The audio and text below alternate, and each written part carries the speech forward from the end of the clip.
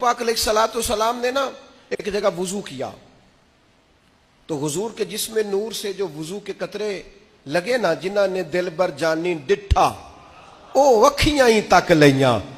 وہ جو حضور کے جسم نور سے قطرے مبارک لگے نا، صحابہ نے وہ اپنے ہاتھوں پہ لی اور چہروں پہ ملنا شروع کیا اور وجود پر ملنا شروع کیا.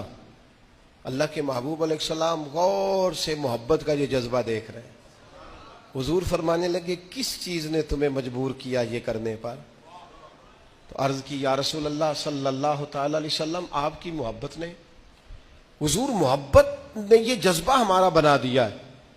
اب حضور نے اپنی محبت کا ایک مطالبہ کیا، محبت رسول نے ایک مطالبہ کیا جو نبی پاک نے محبت کرنے والوں کے سامنے رکھا.